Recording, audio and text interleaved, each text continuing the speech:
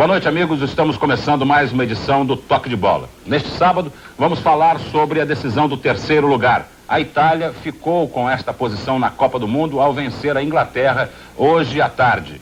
E, evidentemente, vamos falar também sobre a grande decisão. Argentina e Alemanha, a reedição da decisão de 1986.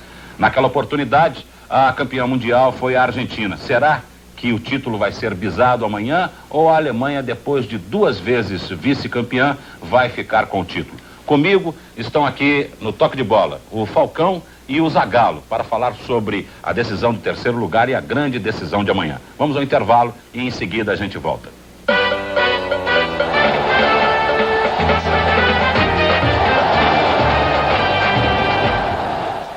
Muito bem, na sequência então do Toque de Bola, vamos começar falando sobre a decisão do terceiro lugar nesta Copa do Mundo. Vamos aos lances principais da partida entre Itália e Inglaterra.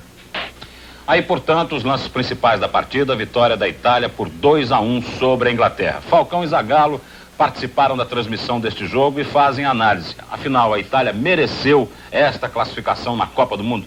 Acho que o time da Itália, no primeiro tempo, sofreu um pouco a desclassificação. Era um time apático, um time que não estava muito preocupado em ganhar esse jogo. A Inglaterra fez um excelente primeiro tempo, jogou muito melhor. E para a Inglaterra, que desde 66 não tinha mais participado entre as quatro equipes principais da Copa do Mundo, era um jogo importante.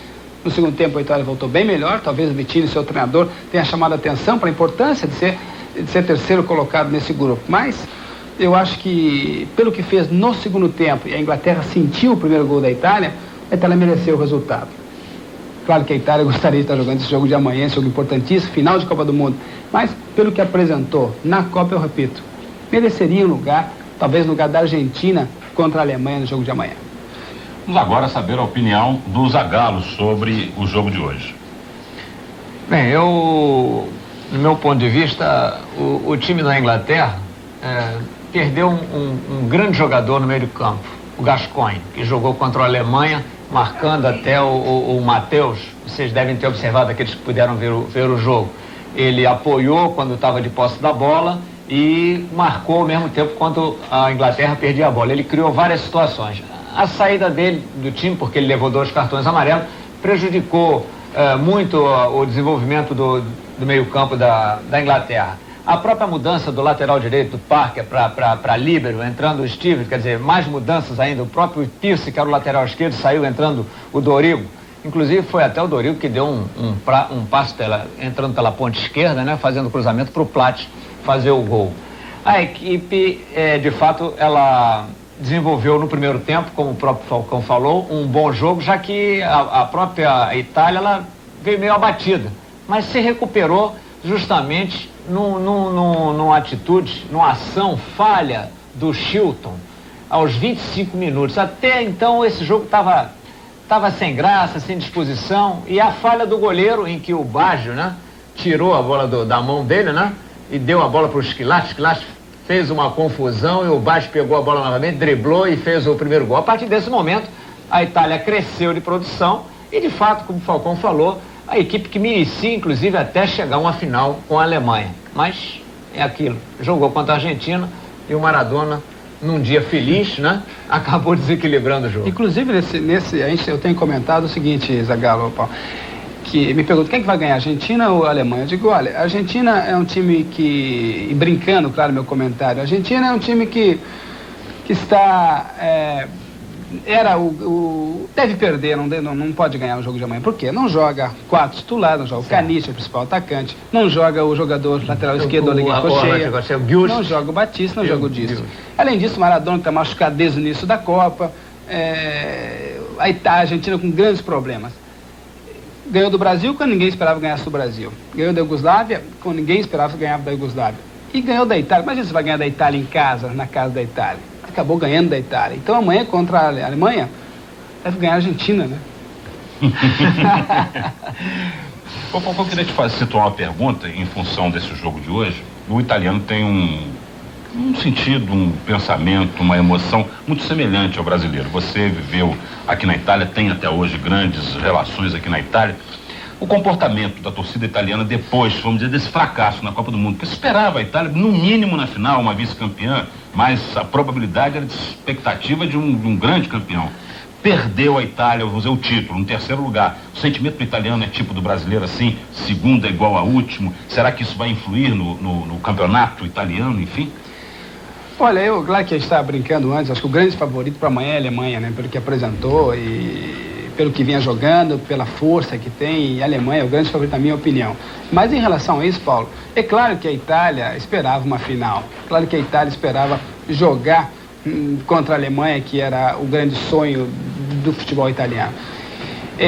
O próprio público de Bari hoje foi um público reduzido, não encheu o campo, nesse belíssimo estádio de Bari.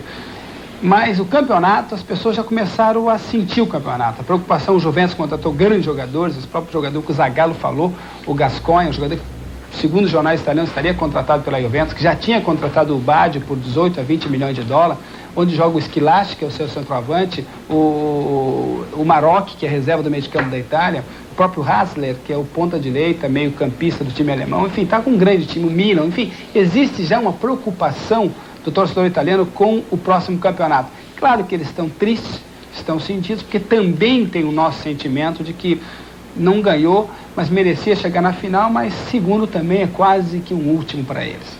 Zagallo, pelo que você tem visto, para a gente concluir essa participação da Itália, o treinador perdedor, como é que ele se sente? Você está vendo assim algum termo de comparação em relação à torcida com a Azeglio Vitinho, o que acontece no Brasil? Não, a gente viu aí pela imprensa muito bate-boca, né? Com o problema dos pontas de lança, né? O Carnevale e o Vialli, né? Em que saíram discussões, pelo menos é o que a gente de fora escuta, né? Mas eu acho que o Vicini, ele tomou uma atitude correta, achou que os dois que entraram, no caso o Baggio e o Schillaci, foram os jogadores justamente que fizeram os gols da Itália, e foi infeliz no jogo da Argentina, que eu acho que ele mexeu demais. E aí a grande crítica de ter tirado o Baggio, ele custou para achar uma dupla de ponta de lança. Quando achou o Baggio e o Schillaci, o sonho era um de habilidoso, aí ele tirou o Baggio e já entrou com o Vialli. Essa é a grande crítica que se faz. Ele fez muita mexida no meio de campo e tirando assim uma certa intranquilidade, né? E aí veio o bate-boca. Né? E na hora que perde, todo mundo sabe que o treinador é que sempre paga o pato, né? Veja bem, ele tirou o Vialli, que era o grande jogador da seleção italiana, conseguiu, porque o Schillaci entrou bem, foi o goleador e ele manteve. Aí conseguiu, com a entrada do Baggio, dar um certo equilíbrio. Aí o Carnevale, que era o titular junto com o Vialli, saiu junto com o Vialli, e quando voltou Serena como opção, e não mais o Carnevale, que na lógica seria a grande opção do Vitinho. Entrou o Serena e o Mantini, que é um jogador que também, talvez seja o jogador que mais partidas não teve jogou, oportunidade. O Vialli nem no banco. Não teve oportunidade, é verdade. E o Ancelotti, que é um excepcional jogador, eu sei, tá bem, ele vem de operação e tudo, jogou aqueles 45 minutos iniciais, eu até estranhei, né? Porque a não continuidade desse jogador dentro de campo, pelo que ele produziu em 45 minutos. E depois ele botou o Berti, tirou o Berti, aí fez uma substituição botando o Serena na ponta de lança, num dia que ele tirou o meio de campo de trás, botando um ponta de lança, na outra ele fazia uma situação diferente. Quer dizer, ele fez uma mescla, não sei se ele quis tirar um pouquinho cada um e fazendo um rodízio, mas com isso tirou uma confiança da equipe, tirou um conjunto da equipe, né? E além que é a mola mestra da equipe, é o meio de campo. E além disso, ele não tinha o apoio de dois jogadores de meio de campo, que era o De Napoli e o De Agostini, porque o De Agostini no Juventus era lateral esquerdo, embora tenha começado como meia esquerda, mas ele jogava com o Maldini mais pela esquerda, fazendo quase que um segundo lateral esquerdo. O De Napoli é um jogador que exerce a função de jogador de meio campo, mas também mais como lateral direito. Por quê? Porque o lateral direito da Itália, que é o Bergamo, marca o centroavante ou o segundo atacante homem a homem junto com o Ferri. Mas por quê? Qual foi? Você escutou alguma notícia? O porquê da retirada do De Napoli? Se ele vinha jogando bem? Nesse jogo, no último, né? Nesse último jogo? Parece que ele estaria com 2 cartões amarelos, nesse último jogo. O De Napoli? Mas aí o De Napoli, também porque tá cansado. Não, me parece que ele teve uma lesão no músculo anterior da coxa direita. Esse é outro jogador que correu muito nessa Copa do Mundo. Por quê? Porque ele jogava como lateral direito e tentava chegar até o fundo marcar. Porque o Bergamo, que é o lateral direito do time italiano, junto com o Ferri, que é o zagueiro central, eles chamam de stop, marcava os dois atacantes do time adversário. Então, para não deixar aquele setor aberto, ele trazia o De Napoli para ele. Então, na realidade, ele tinha De Napoli, Bergamo, Ferri, Baresi, Maldini e De Agostini como jogadores de defesa. E quando você traz o Giannini para fazer de cabeça de área, você deixa os dois pontas de lança muito isolados. Mas hoje, por exemplo, ele tirou o Ferri e botou o Ferrara, né? E o Ferri acabou entrando faltando 3 minutos para acabar o jogo. Se a coisa estava bem... No lugar do Giannini. Pois é, agora o porquê eu não entendo honestamente, cada treinador tem uma maneira de pensar, aliás, o porquê, qual a razão que fez da saída do Ferri, responsabilizando ele por alguma coisa? Você viu alguma notícia nesse sentido? Não. Não, o que ele se falou, Zagallo, em cima do Ferri, foi que ele tinha sentido aquelas câimbras no jogo e que ele daria um descanso pro Ferri. Mas também não se justifica por que colocou nos últimos 3 minutos, então, né? Exatamente. Então deixa fora, coloca outro jogador no banco e não teria necessidade de entrar com o Ferri nos últimos 3 minutos. Bom, acho que está aí dissecado a participação da Argentina, o jogo de hoje.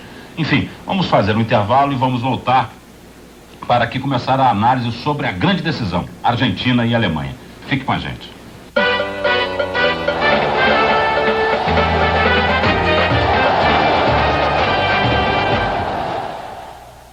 Muito bem, na sequência então do toque de bola, vamos falar sobre Argentina e Alemanha, a decisão de amanhã nesta Copa da Itália. A Argentina hoje aproveitou para fazer um reconhecimento no gramado do Estádio Olímpico, onde vai ser disputada a partida final diante da Alemanha.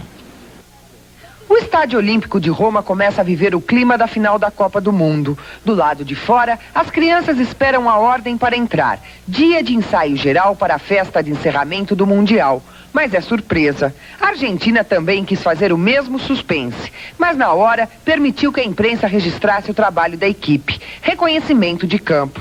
Como de costume, foi rápido, 30 minutos. Treino apenas recreativo.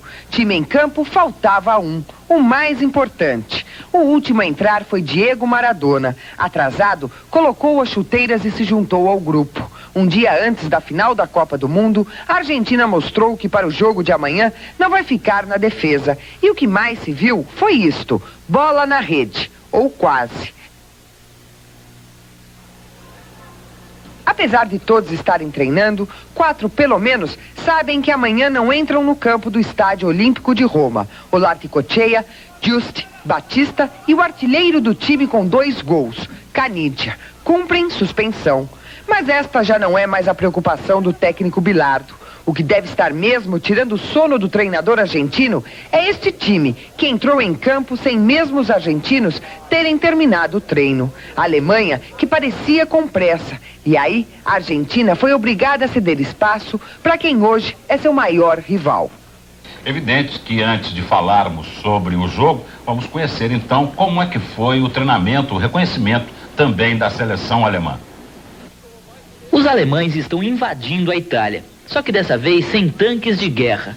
Vieram de carro mesmo e em missão de paz. Quase 2.000 quilômetros até Roma. Deixaram claro em 3 idiomas que estão sem ingresso. Trouxeram a família, trouxeram cerveja, muita cerveja. Já foram avisados que vão ter que tomar tudo isso até meia-noite, quando começa a lei seca. Aí aparecem alguns argentinos. Falam, eles não entendem nada, mas no fundo sabem o que querem dizer. Por primeira vez na história por penales. No, chau, Alemania boa. No, vos andate. No. Vamos a ganar por Goicoechea esta vez. Por la primera vez. Maradona. Hey, Maradona. Big boy. Big boy. De acá, big boy. La más grande que hay, Maradona.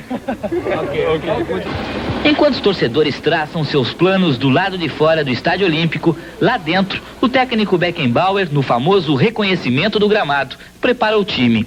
Um futebol já conhecido, forte no esquema de marcação, rápido no contra-ataque e que apresenta alguns jogadores muito técnicos, como o atacante Matthaus, com 4 gols. A Alemanha apresenta o que se pode chamar de futebol competitivo, futebol produtivo. Marcou 15 gols em 6 jogos, venceu 4 partidas e empatou 2. Só que tudo isso não serve como vantagem nessa decisão. É preciso vencer ainda um último adversário. E de novo, no caminho, a Argentina. Essa é a 6ª vez em 14 mundiais que a seleção da Alemanha chega a uma final. Nas 5 anteriores, venceu 2 e perdeu as outras 3. coincidentemente a última há 4 anos para a Argentina. O técnico Franz Beckenbauer não admite a palavra trauma. Ele diz que o cansaço de ser tantas vezes vice-campeão é o melhor motivo para vencer dessa vez. Estão aí, então, as informações sobre a Argentina e sobre a Alemanha. Vamos aos nossos comentaristas Zagallo e Falcão, análise da expectativa para essa decisão, análise tática, técnica, do que vai ser esta grande decisão da Copa da Itália. Zagallo, começo com você agora. Bem, eu acho que Alemanha e Argentina jogaram, todo mundo sabe, 4 anos atrás. Jogaram na altitude do México, a 2.300 metros de altitude. Lá, evidente que a Alemanha, ela não tinha uma condição igual agora, quando eu digo isso com relação ao problema altitude. Nós estamos aqui no nível do mar. A velocidade lá era impedida pelo problema de falta de oxigênio, e aí o toque de bola é muito melhor do que você jogar em velocidade, porque o jogador, você participou. Eu cansei de jogar lá com o Botafogo e o Flamengo e sei desse problema. E você participou da Copa, você sabe a falta de ar que existe na altitude. Então esse é um dado, né, em que a escola argentina é toque de bola e acabou superando. Fez 2-0, a Alemanha, por incrível que pareça, chegou aos 2-2 e acabou, acho que foi o Valdano que fez o terceiro gol, né, da vitória, né? Burruchaga. O Valdano. Burruchaga que fez o gol. O Valdano fez o segundo. Uma bobeira do meio de campo que o Maradona no meio de campo contra-ataque. Quer dizer, então acabou fazendo o terceiro gol, fez 3-2. 4 anos depois, Bilardo contra o Beckenbauer. São coisas que acontecem dentro do futebol. Sendo que agora o Maradona não é a mesma estrela de 4 anos atrás. Não está jogando aquele mesmo futebol. Mas é sempre um ponto de interrogação.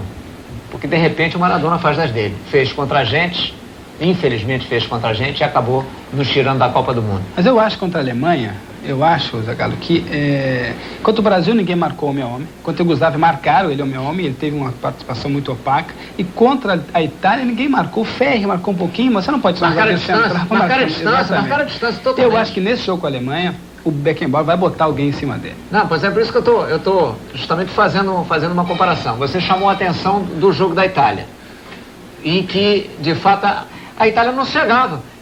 Não era só o Maradona, não. Deixava o time da Argentina tocar e não chegavam.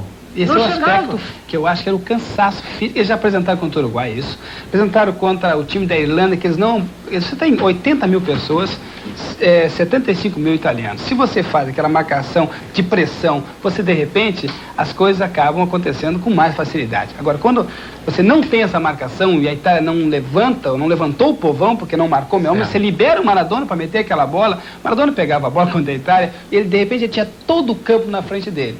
Aí, com a categoria dele, com a velocidade de raciocínio, com o Canija na frente, é muito fácil ele meter uma bola. Agora, contra a Alemanha, eu duvido que o time do Beckenbauer não use uma marcação especial em cima dele. E a dinâmica de jogo da Alemanha é outra, né? É uma equipe que, no meu entender, é a equipe mais técnica dentro da Copa do Mundo. É uma equipe que sabe jogar, ela alterna, ela sabe jogar em velocidade, ela sabe segurar a bola na hora certa. O desenvolvimento dos homens de trás, do Augenthaler, do Buchwald, né? São jogadores que sabem sair lá de trás. O Bertoldi já é um jogador que se planta, apesar de ele jogar na lateral e apoiar de vez em quando, ele não tem aquele mesmo cacuete que tem o Breno pela lateral esquerda. E ele é diferente. Exato, e ele no Roma passou os últimos, no Verona e depois no Roma, ano passado, ele é um jogador que marca o centroavante, é o stopper quase no Roma. Então ele está mais na marcação. Agora eu queria chamar a atenção, que é uma coisa que me preocupa no time alemão, é justamente o miolo de área, porque o Beckenbauer teve dificuldade, teve que chamar o Augenthaler, um jogador com uma certa idade, mas de muita técnica, joga mais empurrando o time, mais de centro médio, saindo, do que isso como livre. Então eu fico preocupado, até porque o jogador que joga no lugar do Canija, que é o De Zotti, é um jogador de extrema velocidade. Eu sei, mas tem outro de velocidade? Tem. A time da Argentina tem o De Zotti, que é um jogador que joga do meio para a direita, ao contrário do Canija, que se mexe um pouquinho em tudo que é lugar. Mas o De Zotti foi o goleador da Cremonese, o time da Série A do Campeonato Italiano, fazendo 12 gols justamente usando essa velocidade. Então, Eu acho que o time da Alemanha tem que estar um pouquinho atento no miolo de área, que eu acho que é o grande problema da seleção da Alemanha. Agora, você sabe que a Argentina praticamente, ela se fecha. Ela se fecha. O Maradona é um jogador que está jogando enfiado na ponta de lança. Claro que ele tem uma orientação, no caso do Belardo, é deixar ele procurar o melhor espaço para ele desenvolver dentro de campo. Porque um jogador da qualidade dele, ele está sem pique, né? Quer dizer, não tem aquela velocidade. Então ele procura sempre se esconder atrás do meio de campo. Se esconder não, aparecer atrás do meio de campo para pegar a bola, né? Para justamente ter esse jogador que você falou que é o De Sotti, que está substituindo o Canija, né? Que é de alta velocidade também. Então a marcação, como eu falei, diante da seleção brasileira. Eu falei diante da seleção brasileira, foi até um debate que existiu. Eu falei, é importante marcar o Maradona porque fração de segundo que você deixa esse jogador livre, ele pode, no momento, mesmo mal tecnicamente, ele resolver uma partida. Aconteceu contra o Brasil e eu creio que foi visto, o Beckenbauer está de olho nele e não vai deixar desenvolver. Se é uma peça importante e que sabe lançar, alguém não vai deixar de desenvolver. Eu acho que talvez ele colocasse, não sei, um Matheus na marcação. Por que o Matheus? O Matheus é um jogador que marca muito bem, mais ou menos a mesma, um pouquinho mais alto que o Maradona, então não vai ter aquela marcação do Ferri, por exemplo, em cima do Maradona, que é um jogador muito mais rápido, mas se não jogar de antecipação vai perder sempre. Agora o Matheus tem muita velocidade, é rápido, pode marcar bem, e na hora que ele sair para organizar o contra-ataque, ele vai sair sozinho, porque o Maradona não vai sair atrás dele. Agora aí é importante ter alguém, quando o Matheus sair do Maradona com a bola, alguém marcar até o Matheus voltar. Agora, o que você está falando no Matheus, eu estou achando o Matheus, por exemplo, o Gascoigne. Vamos puxar esse jogador novamente. O Gascoigne é um jogador de meio de campo da Inglaterra, que jogou contra o Matheus. Ele fez uma marcação assim, a coisa de 1 metro de distância.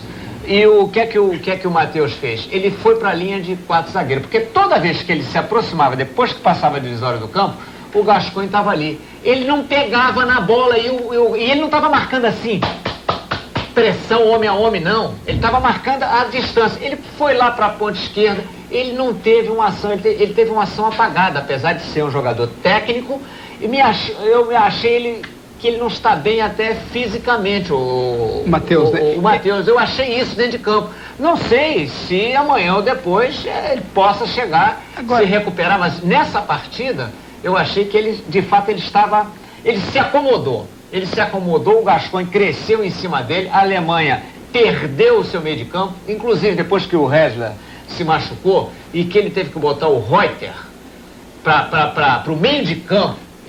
No meu entender, eu não conheço assim pessoalmente, mas a saída do Ressler, a saída do Föhler... Mas o Matheus, voltando ao assunto do Matheus, eu acho que esse jogador, pelo fato de ele ser de muita velocidade, e eu duvido que o Beckenbauer vai cometer o erro do Vitinho, treinador da Itália, tirar um zagueiro para acompanhar o Maradona, que o Maradona vai jogar lá atrás, vai tirar o zagueiro da área.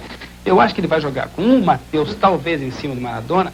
Agora, porque esse zagueiro... Mas eu não botaria o Falcão, você sabe que eu não botaria o Matheus, não. Porque o Matheus, ele vai poder querer marcar, ele vai se cansar, vai se preocupar. Eu acho que podia botar até um jogador de mais velocidade, no caso, esse Ressler, que ele tá com uma movimentação, não sei se deve ser bem mais novo que o Matheus, e ele dá para pegar e dá para ir. Mas esse jogador, eu acho que difícil ele vai botar, sabe por quê? Porque esse cara, ele é o jogador mais técnico desse time. Não, mas ele vai jogar quando, por exemplo, vamos supor que a bola esteja com o Aguentalho. Ele vai se apresentar, ele não quer nem saber do Maradona, pô. Ele vai jogar. Agora, ele não vem pegar, ele não vai largar a posição dele de meio campo para pegar o Maradona. Exatamente. Se o Maradona cair junto do Aguentalho, o Aguentalho vai pegar ele ali. Agora, se ele for buscar, um homem de meio de campo pode chegar. Então aí, você acha que não tem que ser uma marcação homem a homem? Não. No meu ponto de vista. Mas eu acho que, raciocinando em cima do que o Beckenbauer vai fazer, eu acho que o Beckenbauer vai botar um homem em cima dele. Você está pensando no que ele vai fazer. Eu quero fazer uma proposta para vocês dois, antes da gente fazer o intervalo seguinte. Eu aqui... Tô orientando aqui o esquema da mesa, tô olhando assim pro lado, depois até jogo de tênis aqui. Mas tá interessantíssimo. Agora eu quero fazer o seguinte: você é o técnico da Argentina, você é o técnico da Alemanha, tá? Então eu quero saber, não vai dizer agora. Dá pra você imitar a Alemanha? Hein? Tudo bem, não tô brincando. Não, eu quero, porque vocês estão tão entrosados, um e outro, com os dois times, falam o nome do jogador, que está sensacional, conhecendo habilmente cada um dos jogadores de cada equipe. Então quero que você defina no próximo bloco o seguinte: como a Argentina deve jogar para tentar vencer a Alemanha. Zagallo, como a Alemanha deve jogar para ganhar da Argentina. Tá combinado? Então, fique com a gente.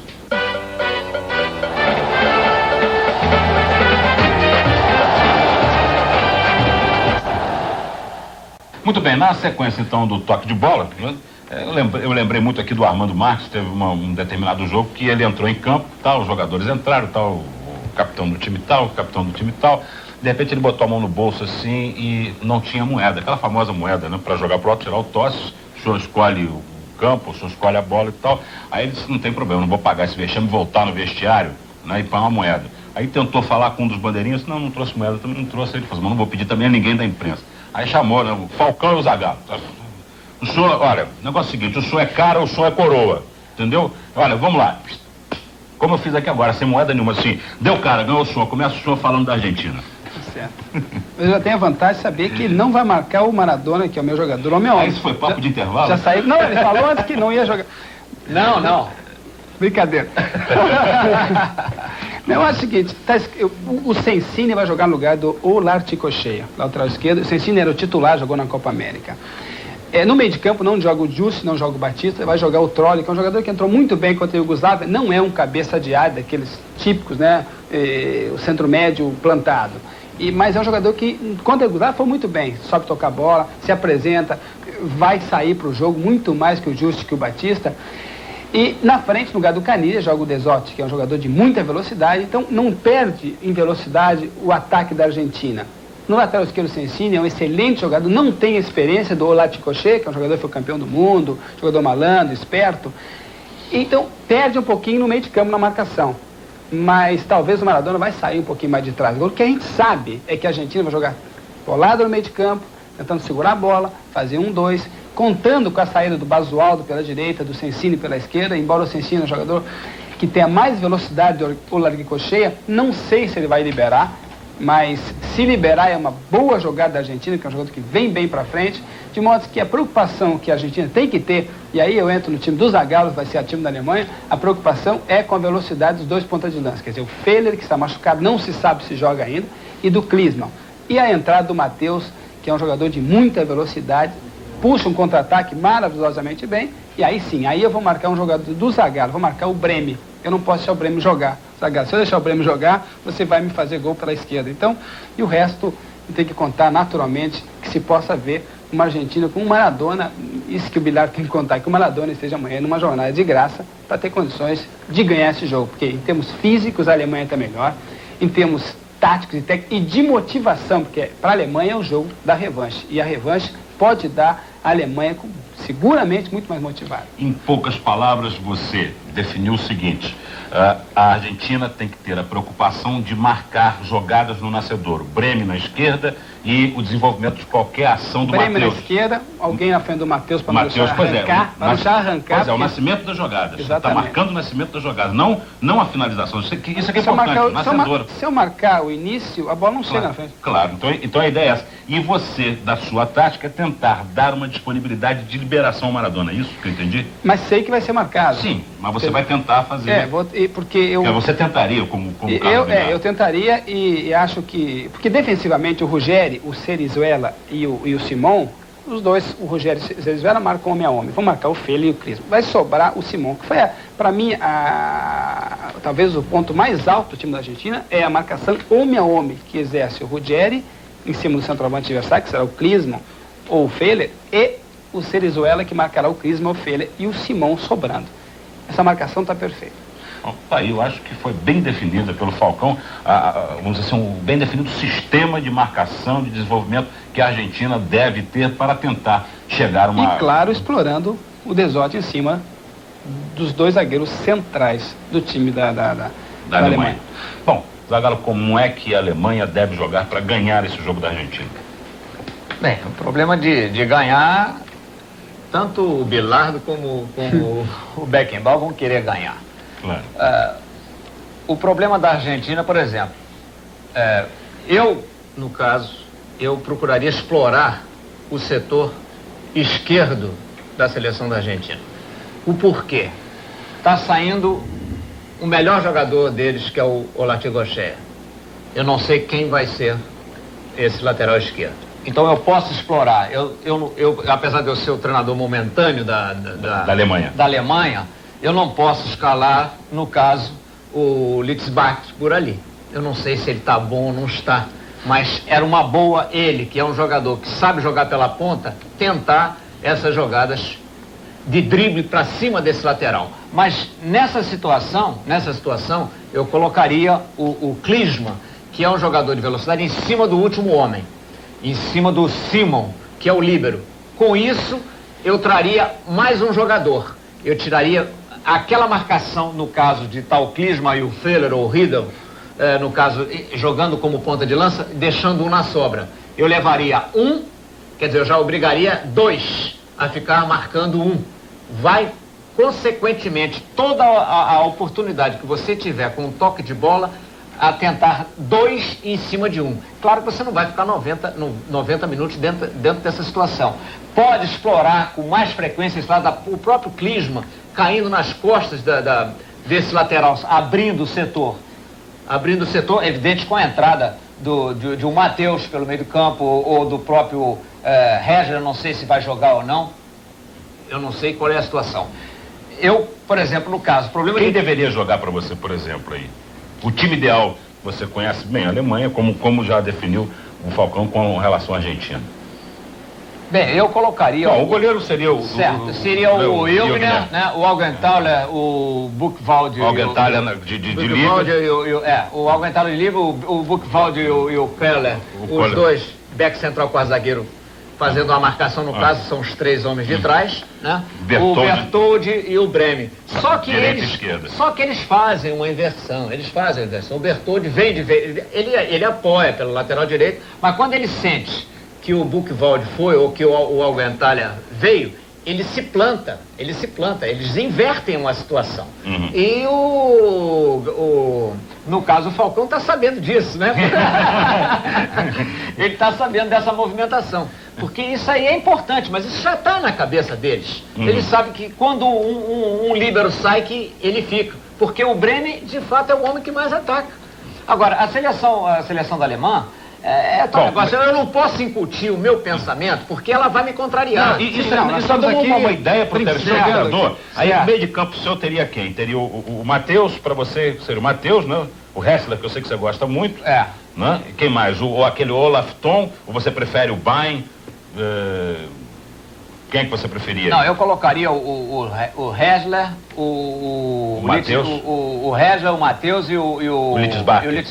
Eu botaria esses três. Esses três, né? E na frente, no caso, o Feller e o Klinsmann. Tá. Esse seria... Falta um no meio de campo. Não, vamos ganhar o jogo. Não, tem três. 5, 10. Então vai jogar por 5 jogadores. Não, tá certo. Agora, vem cá. Agora, você alterna a dinâmica do jogo, porque eu acho que um time não pode entrar jogando 90 minutos só em velocidade. Uma equipe, ela tem que chegar e alternar. Ela começa a tocar como se não quisesse nada, daqui a pouco ela muda a dinâmica do jogo, para poder pegar o adversário que está acostumado àquele tipo de marcação, daqui a pouco você joga uma bola em velocidade. Eu acho que esse vai ser um jogo em que as duas equipes estão cansadas, se sente isso. Claro que é uma final, mas estão cansados, vão demonstrar isso. E esse câmbio que os italianos chamam de câmbio de marcha, que é as trocas de velocidade, é fundamental. Só que eu acho que esse jogo, Zagallo, vai se definir para o time que for mais frio, time que for mais calculista, que saber aproveitar os momentos decisivos e psicológicos, porque são jogos, você sabe disso, que tem momento psicológico do jogo. E aí, a hora de você dar pressão, a hora de você intimidar o adversário, a hora que eles acharem que eles não têm aquele espaço para jogar. Agora, para fazer isso, você tem que ter uma condição física que nenhum desses dois times, embora a Alemanha melhor preparada que a Argentina, mas eu acho que nenhum dos dois times tem condições de fazer essa pressão, porque de repente pode ir para suplementar. A Alemanha... Eu quero contar uma coisa aqui, peraí, que até agora o Falcão disse para mim que ele estava com medo, que ele tinha certeza que ia haver marcação em cima do Maradona. Eu não vi aí você marcar o Maradona. Vou chegar. O Maradona entrando dentro do campo de ataque, no meu entender aqui, quem tem que pegar é o Keller ou o Buchwald. Dependendo de onde ele cair. Eu não vou fazer uma marcação. Já definiu que não vai marcar homem a homem. Não vai marcar homem a homem. Zona que Se ele cair pelo lado direito, pega o Keller. Se ele caísse pelo lado esquerdo, pega o Buchwald. Certo? Mais ou menos como fez a Itália e o Brasil. Pega aqui. É evidente que se ele vier cá para dentro do seu próprio campo, por que esse jogador vai sair daqui da defesa, atrás dele, fazendo uma marcação homem a homem para descobrir aquele setor? Então, o Maradona jogando dentro do seu campo não tem um perigo. O perigo é quando o Maradona entra dentro da parte Zagallo, o Falcão também definiu um negócio que eu achei interessante. Ele diz o seguinte, a projeção da Argentina pelas extremas, né? Que você quer, de repente, subir jogando pela direita ou esquerda alternada. Veja bem, o time da Argentina, eles utilizam muito pouco a lateral do campo. Porque eles não têm aquela jogada forte pelas laterais. Eles têm, quando o Cani joga para a direita, quando o Cani joga para a esquerda. Então a jogada forte não joga nesse jogo, era o Canidia ou na direita ou na esquerda. E eles não têm aquela jogada de fundo de campo em velocidade. Eles têm quando chega todo time, alguém passa, mas não é uma jogada forte da Argentina na lateral. Tanto é que eu jogo tudo no meio. A grande jogada é o Maradona metendo uma bola pro Desotti amanhã, o Maradona tentando entrar driblando. Pois é, por isso que eu digo, o Beckenbauer, no caso, eu colocaria o Maradona estando perto. Quem estiver perto dele, meu filho... Tem que segurar. Você conhece a mosca no boi? Conhece a mosca no boi? Fica dando com o rabo. Dando com o rabo assim? É a mosca no boi. A mosca no boi, é sério. É você pousa em cima, acabou. Você é um homem que vai articular, que é o homem que desequilibra, o homem que faz tudo. Então, aonde ele estiver, tem um. Então, eu falei no Trollio, mas eu não sei se eu colocaria o Trollio porque é um jogador de habilidade, mas eu não sei se ele não vai sair jogando um Caldeirão também na frente da zaga, no lugar do Justo. Isso é tudo no terreno das porque a gente não sabe qual é o time que vai entrar. Agora, eu queria deixar claro, vocês sentiram, né? Dentro da expectativa, a gente não tem ainda a definição do time, há possibilidades de mudança na Argentina, na Alemanha. Agora, veja bem, a cabeça de dois experientes, né? Um Zagallo com toda a sua bagagem, o Falcão. A expectativa para esse jogo é, sem dúvida alguma, de marcação, de muito respeito, de lado a lado. Ninguém, como treinador, teria a ousadia de arriscar nada a não ser uma marcação, seriedade de encarar o adversário sem sair naquela de repente, para cima. Mas veja bem, isso aqui é o início de... Depois, aí você deixa a criatividade do jogador. A variedade também da qualidade de desenvolvimento da equipe da Alemanha, do seu meio de campo, é muito maior de criação do que o da Argentina, no meu ponto de vista. Então, por isso que eu acho que existe uma vantagem da seleção alemã sobre a seleção da Argentina. Agora, eu nunca vi um treinador perder um jogo no papel, né? E nem no quadro dele. Mas isso é um negócio interessantíssimo. Olha, foi sensacional essa questão de vocês dois. É para sentir como é que se sente, para se ver como é que se sente um treinador véspera de um jogo e um analista, né? Um comentarista vendo as perspectivas de uma partida. Vamos para o intervalo e a gente em seguida volta.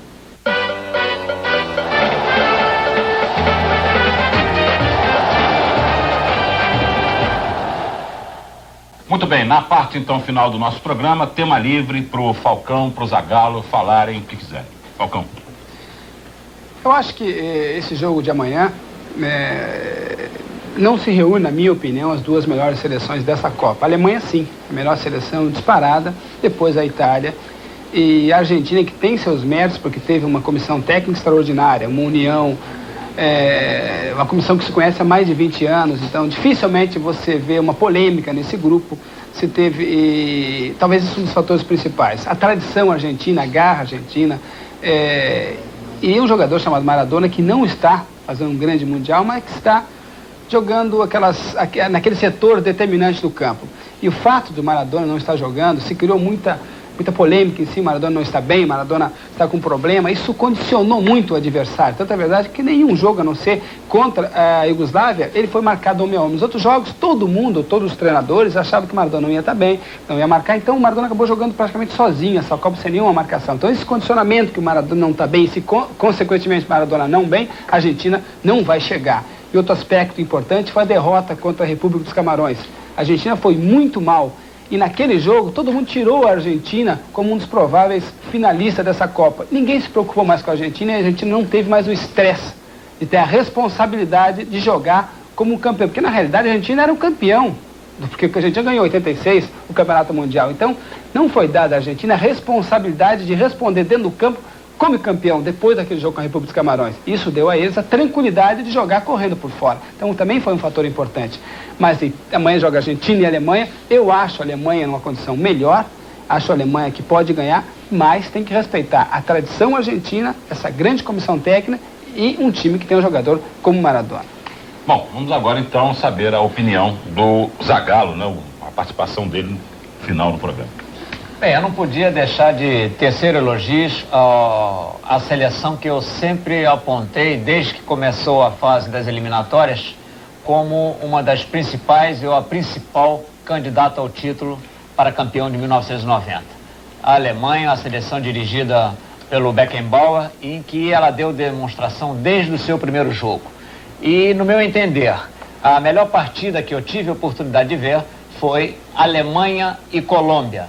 A Alemanha enfrentando uma escola sul-americana, eu já tive a oportunidade de falar, ela se embaralhou toda dentro de uma marcação da tática do impedimento. Vai enfrentar agora a Argentina, que joga diferente, joga a europeia, joga com líbero, em que ela está acostumada a se defrontar pela Europa toda, dentro das Copas de Seleções. Quer dizer, não há um problema maior nesse aspecto. Eu só quero que a Alemanha e a Argentina possam reeditar amanhã, no Olímpico, aquela sensacional partida que foi disputada entre as próprias seleções da Argentina e da Alemanha no México, em que me traz assim saudades. Se puderem reeditar, eu acho que vai ser um fecho de ouro a Copa do Mundo de 1990, porque até então não houve um jogo assim sensacional. E a Argentina e a Alemanha demonstraram em 1986 que de fato foi o melhor jogo disputado. E eu espero que isso ocorra aqui na final da Copa do Mundo. Bom, chegamos ao final de mais uma edição do Toque de Bola. Lembrando a você que neste domingo, a partir das 2h30 da tarde, a transmissão da grande final entre a Argentina e a Alemanha. E desde cedo, nossa reportagem estará com flashes direto do Estádio Olímpico, a chegada das torcidas, a chegada dos dois times da Argentina e da Alemanha, a cobertura completa desta grande final da Copa da Itália. Está combinado? Então, uma boa noite para você e fique com a gente.